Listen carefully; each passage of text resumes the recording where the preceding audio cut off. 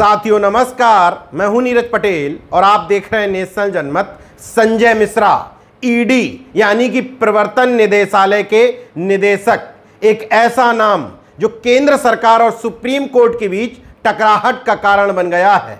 Supreme court साफ शब्दों में केंद्र सरकार को बता चुकी है कि संजय मिश्रा को अब कोई भी सेवा विस्तार दिया जाना अवैध है। ईडी के डायरेक्टर संजय मिश्रा में कुछ तो ऐसा खास होगा जो 11 जुलाई 2023 को ही सुप्रीम कोर्ट की 3 जस्टिस की पीठ ने बी.आर. गवई, विक्रमनाथ, जस्टिस संजय करोल ने स्पष्ट तौर पर केंद्र सरकार से कहा था कि अब संजय मिश्रा को सेवा विस्तार देना पूरी तरीके से अवैध है और 31 जुलाई को हर हाल में संजय मिश्रा पद छोड़ दें। इसके बावजूद एक बार फिर से मोदी सरकार सुप्रीम कोर्ट पहुंच गई है और कह रही है कि हम सेवा विस्तार के लिए अध्यादेश ला चुके हैं, इसलिए संजय मिश्रा का सेवा विस्तार उचित है। संजय मिश्रा में आखिर ऐसा क्या है, हम इस पर चर्चा करेंगे, लेकिन पहले देखिए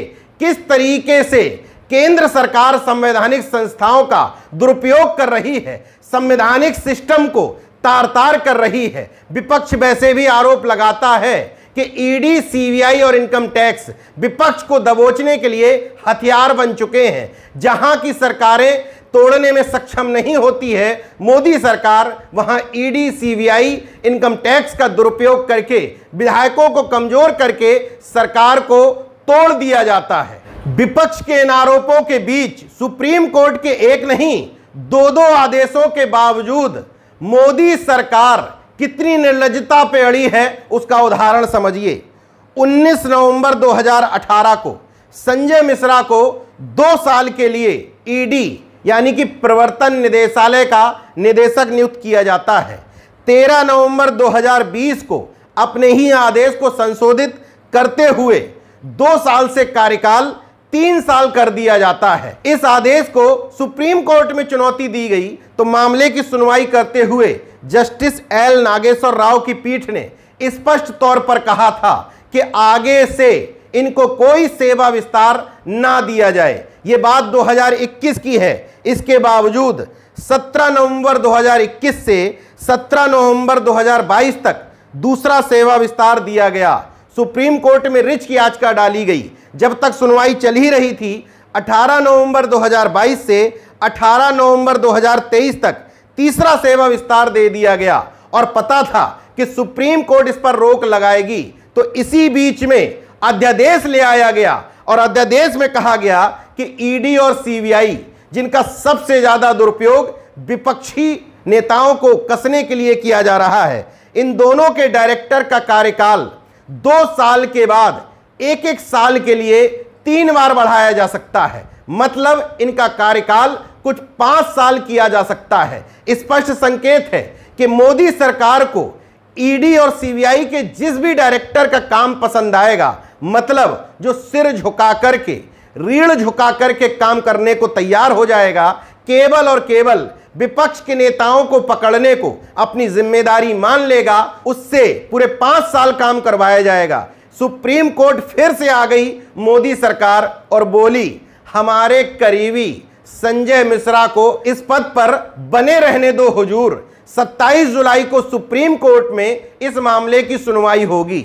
अब समझने की बात यह है कि संजय मिश्रा में कुछ तो क्वालिटी होगी जो मोदी सरकार उनको छोड़ना ही नहीं चाहती। उनकी पहली क्वालिटी तो ये कि उनके 5 साल के कार्यकाल में तकरीबन 4000 मामले दर्ज किए गए, 3000 सर्च ऑपरेशन चलाए गए।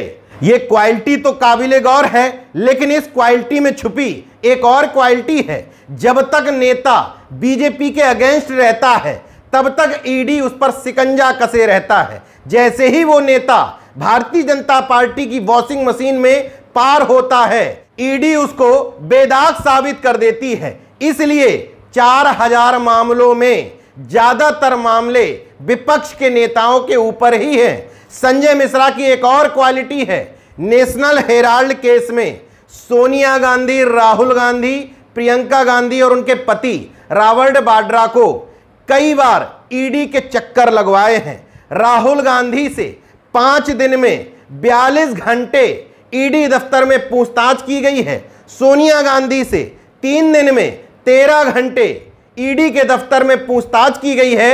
ये तमाम ख्यातियां उनके खाते में जमा हैं। देश हित में किए गए इन्हीं सब कामों का उनको इनाम देने की कोशिश की जा रही है। इसके अलावा पूर्व वित्त मंत्री पी चिदंबरम, झारखंड के मुख्यमंत्री हेमंत सोरेन, कर्नाटक कांग्रेस के तत्कालीन अध्यक्ष इस समय डिप्टी सीएम डीके शिवकुमार, एनसीपी नेता शरद पवार, महाराष्ट्र के पूर्व गृह मंत्री अनिल देशमुख, नवाब मलिक, नेशनल कॉन्फ्रेंस नेता फारूक अब्दुल्ला, उनके बेटे उमर अब्दुल्ला, जम्मू कश्मीर की पूर्व मुख्यमंत्री महबूबा मुफ्ती, तमिलनाडु के शक्तिशाली मंत्री सेंथिल बालाजी और तृणमूल कांग्रेस के पूर्व मंत्री पार्थ चटर्जी समेत अन्य नेताओं के मनी लॉन्ड्रिंग केस भी इन्हीं के टेबल पर रखे हुए हैं। अब सवाल यह है कि संजय मिश्रा अगर रिटायर हो गए तो जो भी ईडी डायरेक्टर आएगा क्या केंद्र सरकार का गुलाम नहीं होगा? ऐसा हर बार संभव नहीं। मोदी सरकार के रहते हुए कई चीफ जस्टिस बदले, लेकिन मौजूदा चीफ जस्टिस की तरह मोदी सरकार को किसी ने उसकी हैसियत नहीं बता पाई। और दूसरी बात, संजय मिश्रा इन 5 सालों में इशारे से समझ गए हैं किसको जकड़ना है, किसको छोड़ देना है। कोई नया आएगा तो उसको समझाने में समय लगेगा। तब तक केंद्र सरकार के यानी कि लोकसभा के चुनाव नजदीक आ जाएंगे।